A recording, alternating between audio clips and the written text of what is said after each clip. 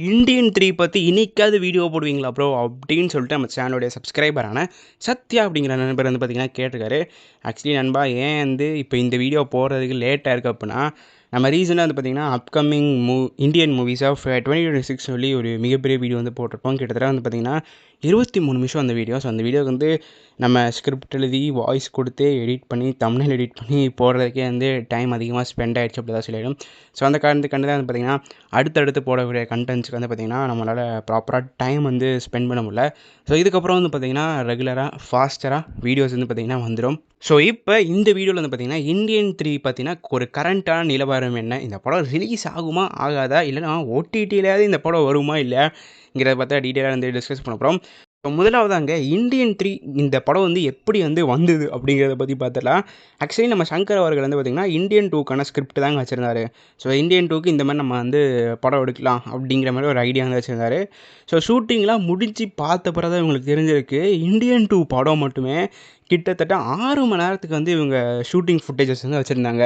So நம்ம சங்கர் அவர்களுக்கு வந்து என்னென்னா ஒரு சில ஃபுட்டேஜஸ் டெலீட் பண்ணால் கதையில் வந்து லிங்க் இருக்காது அப்படிங்கிற காரணத்தினால அவர் கடைசி நேரத்தில் என்ன முடிவு பண்ணார் அப்படின்னா, சரி நம்ம 2 பாதியை இதை ரிலீஸ் பண்ணிடலாம். ஒரு இது இந்தியன் 2, இன்னொரு இது இந்தியன் 3 அப்படிங்கிற மாதிரி ரிலீஸ் பண்ணிடலாம் அப்படிங்கிற பிளானில் தான் வந்து பார்த்திங்கன்னா இந்தியன் 3 படங்கிறதே வந்து பார்த்திங்கன்னா உருவாக்குது.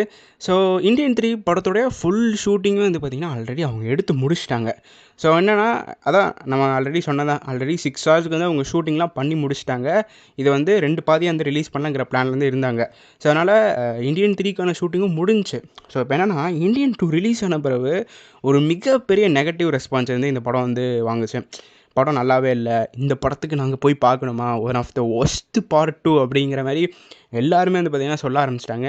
ஸோ அதனால் வந்து பார்த்திங்கன்னா நம்ம டைரக்டர் சங்கர் அவர்கள் வந்து என்ன பிளான் பண்ணார் அப்படின்னா, இந்தியன் 3ல வந்து ஒரு சில ஃபுட்டேஜஸ் வந்து ரீஷூட் பண்ணலாம் அப்படிங்கிற மாதிரி பிளான் வந்து பண்ணார்.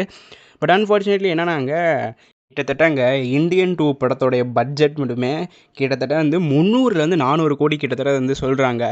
ஆனால் அந்த படம் வந்து வெறும் 150 கோடி தாங்க வசூலே செஞ்சிச்சு. கிட்டத்தட்ட போட்ட காசை 50% தான் அவங்க எடுத்திருக்காங்க அப்படி தான் சொல்லியாகணும். மீதி 50% எடுக்கவே இல்லை. அந்த மாதிரியான ஒரு மோசமான பாக்ஸ் ஆஃபீஸ் ரெக்கார்டு வந்து இந்தியன் 2 வந்து பண்ணுச்சு. ஸோ அதனால் ப்ரொடியூசர் வந்து என்ன சொல்லிட்டார் அப்படின்னா, எனக்கு உங்கள் மேலே நம்பிக்கை இல்லை, அதனால் இதே படத்தை நாங்கள் ஓடிடியில் ரிலீஸ் பண்ணிடலாங்கிற பிளான்லேருந்து இருக்கோம். ஏன்னா ஓடிடிலாம் வந்து பார்த்திங்கன்னா உங்களுக்கு எந்த பிரச்சனையுமே கிடையாது. உங்களுக்கு ஆக்சுவலி செலவும் வந்து கிடையாது. நீங்கள் அப்படியே வந்து பார்த்திங்கன்னா ஓடிடியில் நீங்கள் வந்து செல் பண்ணிடலாம். அவங்க வந்து அந்த படத்திற்கான ஒரு குறிப்பிட்ட அமௌண்ட் வந்து கொடுப்பாங்க. ஸோ அதனால் ப்ரொடியூசர் வந்து ஆக்சுவலி அந்த டைம் வந்து என்ன சொல்லிட்டு இருந்தார் அப்படின்னா, நாங்கள் படத்தை டேரெக்டாக வந்து ஓடிடியில் ரிலீஸ் பண்ணிடுறோம், ரீஷூட்லாம் பண்ண வேண்டாம் அப்படிங்கிற மாதிரி ஒரு சில பிரச்சனைலாம் போயிட்டு இருந்துச்சு. ஸோ அதுக்கப்புறம் இந்தமாரி டாக்ஸ் வந்து போயிட்டு இருந்துச்சு அப்படின்னா, நம்ம சங்கர் அவர்கள் வந்து ராம் சரண் அவர்களை வச்சு கேம் சேஞ்சர்னு ஒரு படம் வந்து எடுத்திருந்தார். ஸோ அந்த படத்தோடைய ஷூட்டிங்லாம் முடிஞ்சு ரிலீஸ் ஆன பிறகு இந்தியன் 3யோடைய வேலைகள் நம்ம பார்க்கலாம் அப்படிங்கிற மாதிரி வந்து முடிவு வந்து பண்ணார். ஸோ முக்கியமாக வந்து பார்த்திங்கன்னா அந்த டைமில் வந்து சரி ப்ரொடியூசர் தான் நம்ம காசு கொடுக்கல, நம்ம கமல்ஹாசன் ப்ளஸ் நம்ம சங்கர் அவர்களுடைய சொந்த காசை வச்சு இந்த படத்தில் வந்து ஒரு சில போர்ஷன்ஸை மட்டும் நம்ம ரீஷூட் பண்ணி முடிஞ்சளவு இந்த படத்தை தியேட்டரிக்கல் ரிலீஸ் பண்ணலாம் அப்படிங்கிற மாதிரி டாக்ஸ்லாம் வந்து போயிட்டு இருந்துச்சு. பட்டு கடைசி நேரத்தில் என்னாச்சுங்கிறதே தெரில. இந்த படத்தை பற்றி யாருமே பேசவே இல்லை அப்படி தான் சொல்லியாகணும். இப்போ நம்ம சங்கர் அவர்கள் வந்து பார்த்திங்கன்னா அவருடைய ட்ரீம் ப்ராஜெக்டான வேல்பாரி அப்படிங்கிற படத்தோடைய ஸ்கிரிப்ட் ஒர்க் எல்லாமே பார்த்திங்கன்னா பயங்கரமாக எழுதியிருக்காரு அப்படி தான் சொல்லியாகணும். ஸோ கிட்டத்தட்ட சொல்ல போனாங்க இந்தியன் 3வே அவங்க மறந்துட்டாங்க அப்படி தான் சொல்லியாகணும். ஸோ எனக்கு தெரிஞ்சு இதுக்கப்புறம் என்ன நடக்கும் அப்படின்னா, நம்ம சங்கர் அவர்கள் வேல்பாரி படம் ரிலீஸ் ஆன பிறகு தான் வந்து பார்த்திங்கன்னா இந்தியன் 3வே வந்து பார்த்திங்கன்னா கொஞ்சம் கண்டுக்கிடுவாங்க. ஸோ அதனால் ரசிகர்கள் இந்தியன் 3 படம் வரும்னு வந்து யாரும் எந்த எதிர்பார்ப்புடன் இருக்காதீங்க.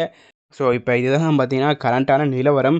நம்ம சங்கர் அவர்கள் வந்து பார்த்திங்கன்னா வேல்பாரி கதையை வந்து எழுதிட்டுருக்காரு. நம்ம கமல்ஹாசன் அவர்கள் வந்து பார்த்திங்கன்னா அவரோட அடுத்த படமான KH 237 அதாவது நம்ம அன்பறிவு மாஸ்டர்ஸோடைய டைரெக்ஷனில் அவர் வந்து பார்த்திங்கன்னா ஜூன் மாதத்துலேருந்து அவர் அடுத்த படம் வந்து நடிக்க போகிறாரு. ஸோ அதனால் 2 பேருமே இந்தியன் 3யே மறந்துட்டாங்க அப்படி தான் சொல்லியாகணும். ஸோ எனக்கு தெரிஞ்சு என்ன பிளானாக இருக்கும் அப்படின்னா, இப்போ கையில் அவங்களுக்கு வந்து அந்தளவு ஒரு அமௌண்ட் இருந்திருக்காதுன்னு நினைக்கிறேன். ஸோ அந்த காரணத்தினால தான் இன்னும் ரீஷூட்டிங் வந்து ஆரம்பிக்கல. ஸோ மேபி கையில் கொஞ்சம் அமௌண்ட் வந்த பிறகு வந்து பார்த்திங்கன்னா இவங்க வந்து இந்தியன் 3க்கு ரீஷூட்டிங்லாம் பண்ணி அதுக்கப்புறம் வந்து ரிலீஸ் பண்ணுவாங்க. ஸோ மோஸ்ட் ப்ராபப்லி வந்து பார்த்திங்கன்னா 2030 அல்லது 31 அந்த டைம் தான் இந்தியன் 3 ரிலீஸ் ஆகிறதுக்கான அதிக வாய்ப்புகள் இருக்குன்னு சொல்லப்படுது. ஸோ இதை பற்றின உங்களுடைய கருத்துக்கள் என்னங்கிறத மறக்காமல் கீழே இருக்கிற கமெண்ட் பாக்ஸில் பதிவு பண்ணிட்டு போங்க. இந்த வீடியோவில் தான் இந்த வீடியோ நான் இந்த தடவை முடிச்சுக்கிறேன். அடுத்த வீடியோவில் சந்திக்கும் வரை நான் உங்கள் NK. நன்றி, வணக்கம்.